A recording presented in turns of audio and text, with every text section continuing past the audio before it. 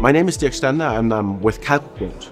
And we are here at the camLine forum in Dresden, which I attended the last 2 days, which was a great event where a lot of networking between the electronics industry and the semiconductor industry was possible.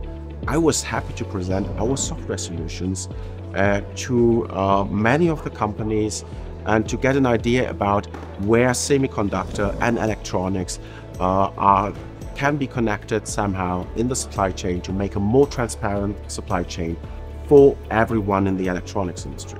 And that's also one of the value propositions where we say that's important for us to bring into the market, because so far it's very siloed, the data and the data centers between the different companies.